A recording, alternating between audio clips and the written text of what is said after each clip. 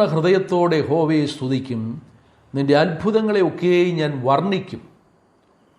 ഒരു നല്ല ദിവസം കൂടെ ദൈവം നമുക്ക് ദാനം ചെയ്തല്ലോ.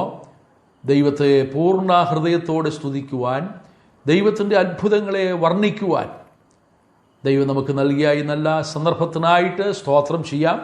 മർക്കോസിൻ്റെ സുവിശേഷം 6-ാം അധ്യായത്തിൽ 38-ാം വാക്യം, അവൻ അവരോട്, നിങ്ങൾക്ക് എത്ര അപ്പമുണ്ട്, ചെന്ന് നോക്കുവീൻ എന്ന് പറഞ്ഞു.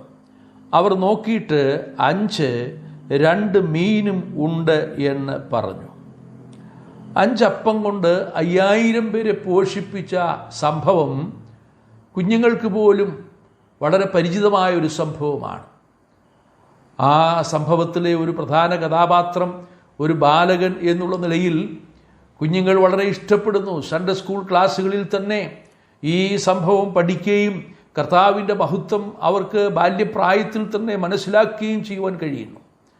ഇവിടെ നമുക്ക് വ്യക്തമായി മനസ്സിലാക്കുവാൻ കഴിയുന്ന ചില കാര്യങ്ങൾ, കർത്താവ് 5 അപ്പം കൊണ്ട് 5000 പേരെ പോഷിപ്പിച്ചു എന്നുള്ളത് നമുക്കെല്ലാവർക്കും അറിയാവുന്ന വസ്തുതയാണ്.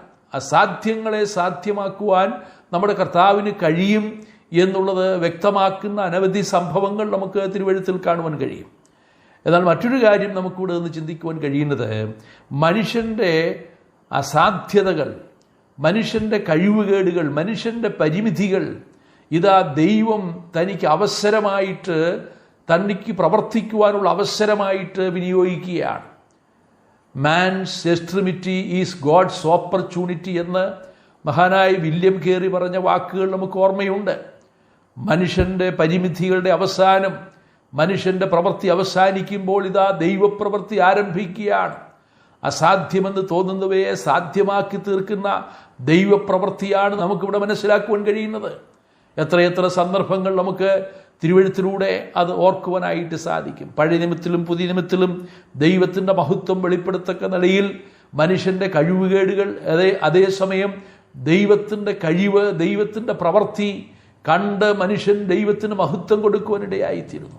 പഴയ നിയമത്തിലൊരു പ്രത്യേക സംഭവം നമുക്ക് ഓർക്കുവാൻ കഴിയും. രാജാക്കന്മാരുടെ 2-ാം പുസ്തകം 6-ാം അധ്യായത്തിൽ അരാം സൈന്യം ഇസ്രയേലിനെ വളഞ്ഞിരിക്കുകയാണ്.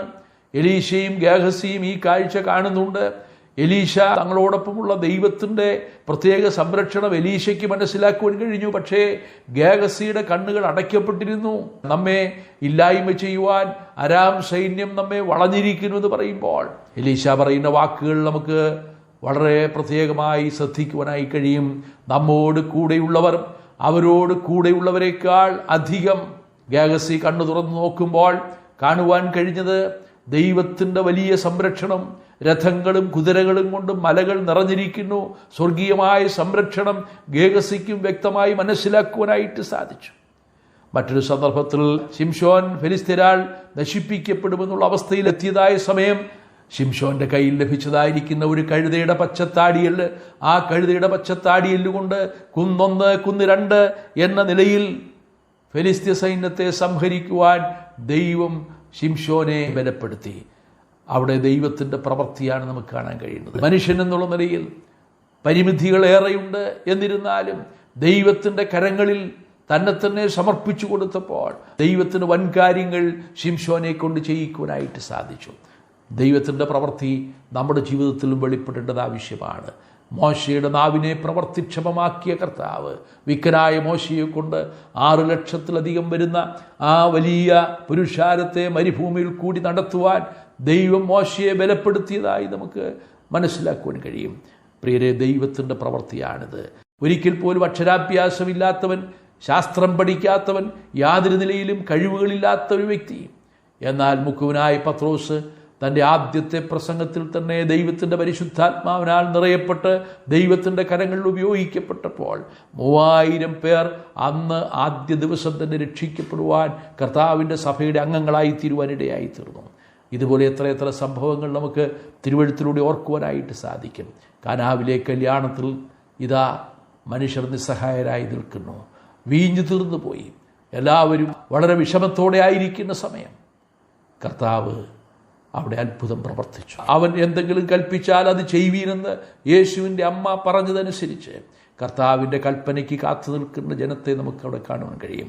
കർത്താവ് കൽപ്പിച്ചു, കൽപ്പാത്രങ്ങളിൽ വെള്ളം നിറപ്പീൻ, കൽപ്പാത്രങ്ങളിൽ വക്കോളവും വെള്ളം നിറച്ചു, അതിപ്പോൾ കോരി വിരുന്ന് വാഴിക്ക് കൊടുപ്പിനെന്ന് പറയുമ്പോൾ അത് രുചി നോക്കിയാറേ മനോഹരമായ വീഞ്ഞ്. അതുകൊണ്ട് ജനത്തെ തൃപ്തിപ്പെടുത്തുവാനിടയായി. ഇവിടെ ദൈവത്തിൻ്റെ പ്രവൃത്തി വെളിപ്പെടുകയാണ്.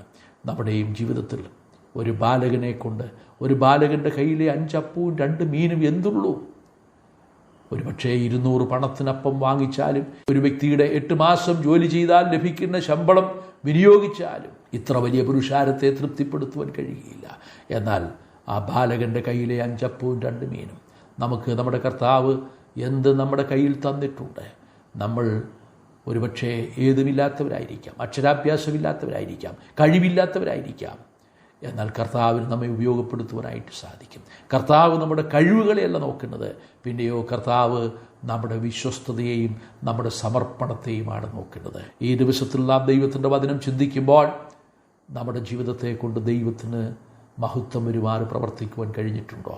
കർത്താവിൻ്റെ കരങ്ങളിൽ നമ്മെ തന്നെ പൂർണ്ണമായി സമർപ്പിച്ച് ഏൽപ്പിച്ചു കൊടുക്കുവാൻ കഴിഞ്ഞിട്ടുണ്ടോ? കർത്താവേ, എനിക്കുള്ളത് ഇതാ നിനക്ക് തരുന്നു, ഞാനും എനിക്കുള്ളതെല്ലാം അങ്ങയുടെ സ്വന്തമാണ്, അങ്ങയ്ക്കായിട്ട് എന്നെ പൂർണ്ണമായി സമർപ്പിക്കുന്നു, അങ്ങയുടെ കരങ്ങളിൽ എന്നെ ഉപയുക്തമാക്കണമേ, അങ്ങയുടെ നാമമഹത്വത്തിനായി എന്നെ സഹായിക്കണമേ എന്നുള്ള പ്രാർത്ഥനയോടും സമർപ്പണത്തോടും കൂടെ നമ്മെ ദൈവത്തിൻ്റെ കരങ്ങളിൽ പൂർണ്ണമായി ഏൽപ്പിച്ചു കൊടുക്കുന്നുവെങ്കിൽ നമ്മെ കൊണ്ടും ദൈവത്തിന് അത്ഭുതങ്ങളെ പ്രവർത്തിക്കുവാൻ കഴിയും. നമ്മെ തന്നെ പൂർണ്ണമായി ദൈവകരങ്ങളിൽ സമർപ്പിച്ചേൽപ്പിച്ചു കൊടുക്കാം. കർത്താവിൻ്റെ നാമം മഹത്വപ്പെടുമാറാകട്ടെ. സ്വർഗീയ പിതാവേ, ഞങ്ങൾ അങ്ങയെ സ്തുതിക്കുന്നു. ഒരു ബാലകൻ്റെ കയ്യിലെ 5 അപ്പവും 2 മീനും മാനുഷികമായി നോക്കുമ്പോൾ അതേതുമില്ലാത്തതാണെങ്കിലും മനുഷ്യൻ്റെ പരിമിതികളെ ദൈവത്തിന് അവസരമാക്കി തീർക്കുന്ന ദൈവപ്രവൃത്തി ഞങ്ങൾക്കിവിടെ കാണുവാൻ കഴിഞ്ഞല്ലോ. ഞങ്ങളുടെ കർത്താവിൻ്റെ കരങ്ങളിൽ അല്പമാം ഉപകരണങ്ങളെ കൊണ്ട് നൽപ്പെടുന്ന മഹത്തായ വേലകൾ ചെയ്യുന്ന ശില്പികൾ കുടയവൻ അവിടുന്ന് ആയിരിക്കുന്നത് കൊണ്ട് ഞങ്ങൾ അങ്ങയെ സ്തുതിക്കുന്നു. ഈ വചനം ശ്രദ്ധിച്ച എല്ലാ പ്രിയപ്പെട്ടവരെയും അവിടുന്ന് അനുഗ്രഹിക്കണമേ.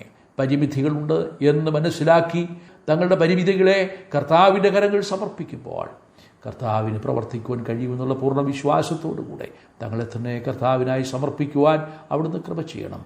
പ്രാർത്ഥന കേട്ടതുകൊണ്ട് സ്തോത്രം. ക്രിസ്തു യേശുവിൻ്റെ ധന്യമായ നാമത്തിൽ തന്നെ ആമേൻ.